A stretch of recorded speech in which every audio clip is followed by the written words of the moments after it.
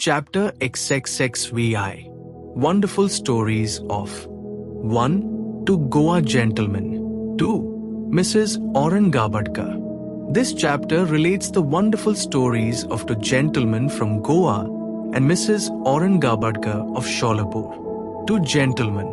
Once two gentlemen came from Goa for taking darshan of Sai Baba and prostrated themselves before him.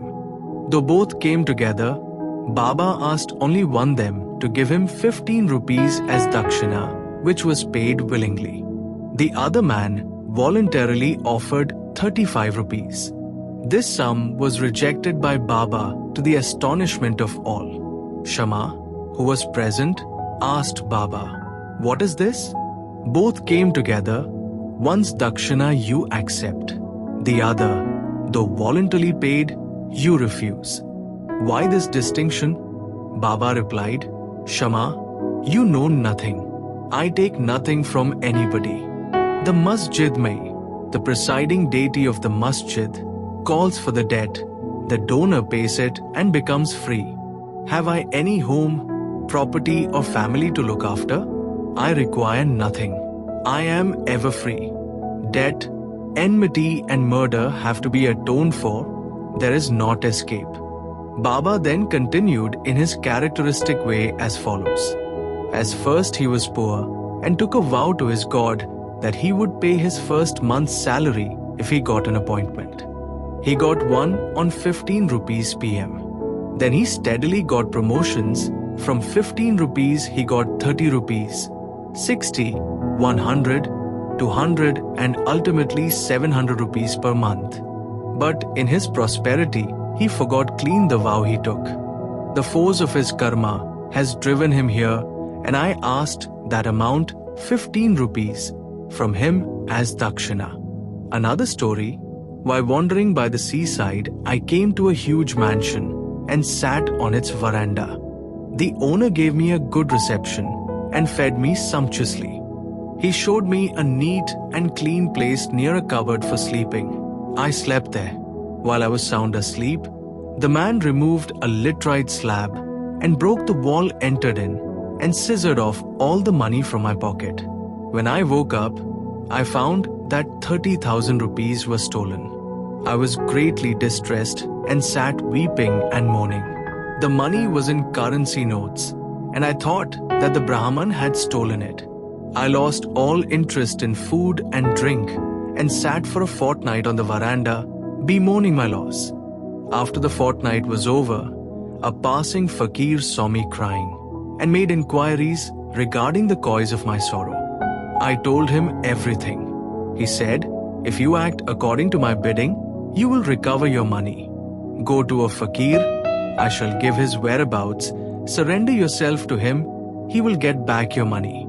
In the meanwhile, give up your favorite food till you recover your money." I followed the fakir's advice and got my money. Then I left the Vada and went to the seashore. There was a steamer, but I could not get into it as it was crowded. There a good-natured peon interceded for me, and I got in luckily. That brought me to another shore where I caught a train and came to the masjid mein. The story finished and Baba asked Shama to take the guests and arrange for their feeding. Then Shama took them home and fed them. At dinner, Shama said to the guests that Baba's story was rather mysterious, as he had never gone to the seaside, never had any money, 30,000 rupees, never traveled, never lost any money and never recovered it, and inquired whether they understood it and caught its significance. The guests were deeply moved and were shedding tears. In a choking voice, they said that Baba was omniscient, infinite, the one, Parabrahma, without a second. The story he gave out is exactly our story. What he spoke has already taken place in our case. How he knew this is a wonder of wonders. We shall give all the details after the meals. Then after the meals, while they were chewing bitter leaves, the guests began to tell their stories. One of them said, "A hill station on the Ghats is my native place. I went to Goa to earn my living by securing a job. I took a vow to God Datta that if I got any service, I would offer him my first month's salary. By his grace, I got an appointment of 15 rupees, and then I got promotions as described by Baba. I did forget all about my vow. Baba has just reminded me of it in this way and recovered 15 rupees from me. It is not dakshina as one may think it to be, but a repayment of an old debt and fulfillment of long forgotten vow. Moral: Baba never, in fact, actually begged any money, nor allowed his bhaktas to beg. He regarded money as a danger or bar to spiritual progress and did not allow his bhaktas to fall into its clutches. Bhagat Malsapati is an instance on this point. He was very poor and could hardly make both ends meet. Baba never allowed him to make any money, nor gave him anything from the dakshina amount. Once a kind and liberal merchant named Hasaraj gave a large amount of money to Malsapati in Baba's presence, but Baba did not allow him to accept it. Then the second guest began his tale. My Brahmin, cook, was serving me faithfully for 35 years. Unfortunately, he fell into bad ways, his mind changed, and he robbed me of my treasure. By removing a laterite slab from my wall where my cupboard is fixed, he came in while we were all asleep and carried away all my accumulated wealth, 30,000 rupees in currency notes. I know not how Baba mentioned the exact amount. I sat crying day and night. My inquiries came to nothing. I spent a fortnight in great anxiety. As I sat on the veranda, sad and dejected, a passing fakir noted my condition and inquired of its cause, and I told him all about it. He told me that an Avalia by name Sai lives in Shirdi, Kopragao Taluka. Make vow to him and give up any food that you like best, and say to him mentally that I have given up eating that food till I take your darshan. Then I took the vow and gave up eating rice and S08. Baba, I will eat it after recovering my property and after taking your darshan. 15 days passed after this.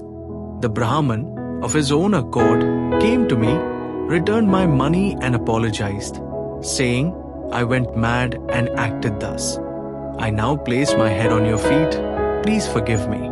Thus everything ended well. The fakir that met me and helped me was not seen again. An intensive desire to see Sai Baba, whom the fakir pointed out to me, arose in my mind. I thought that the fakir who came all the way to my house was no other than Sai Baba. Would he, who saw me and helped me to get my lost money, ever covet to get 35 rupees? On the contrary, without expecting anything from us, he always tries his best to lead us on the path of spiritual progress. I was overjoyed when I recovered my stolen property, and being infatuated, I forgot all about my vow. Then when I was at Kolaba, one night I saw Sai Baba in my dream. This reminded me of my promised visit to Shirdi. I went to Goa and from there wanted to start for Shirdi by taking a steamer to Bombay en route. But when I came to the harbour, I found that the steamer was crowded and there was no place. The captain did not allow me, but on the intercession of a peon who was stranger to me, I was allowed to get into the steamer which brought me to Bombay. From there, I got in the train and came here.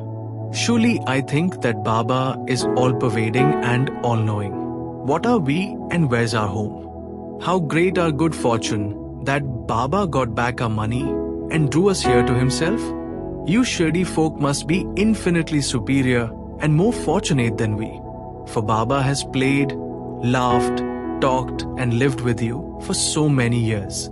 I think that your store of good merits must be infinite, for it attracted Baba into Shirdi. Sai is our Datta. He ordered the vow.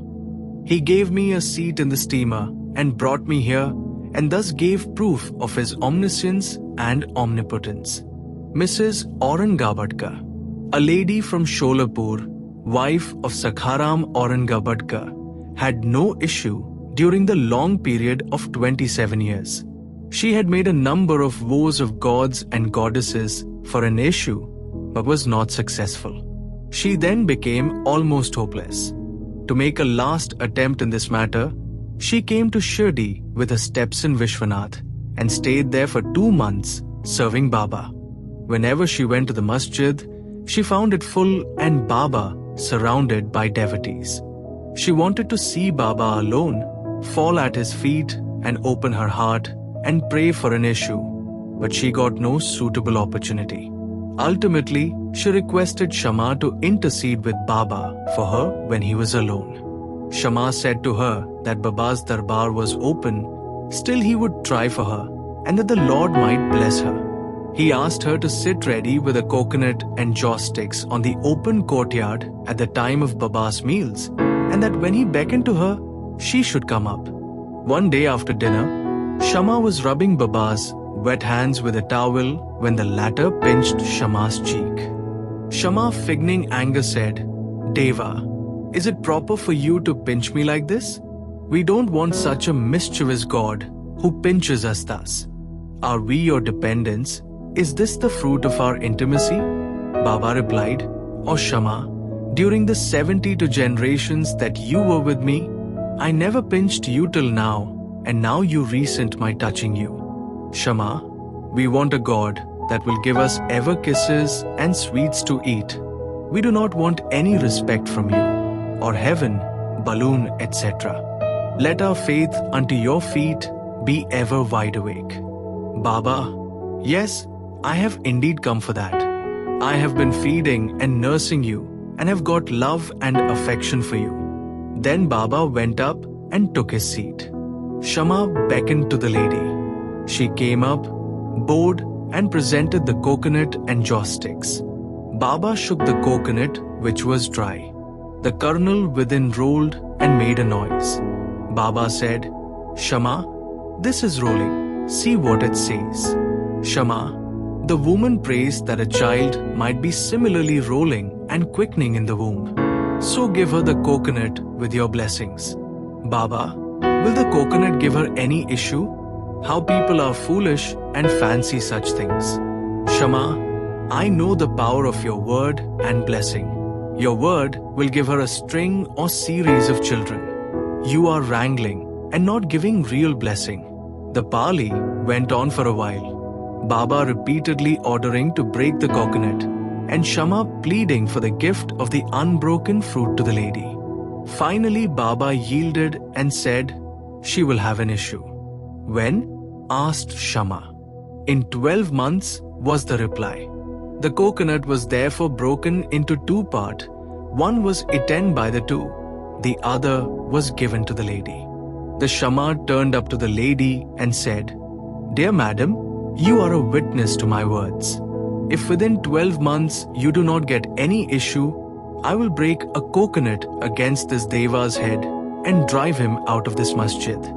If I fail in this, I will not call myself Madhav. You will soon realize what I say."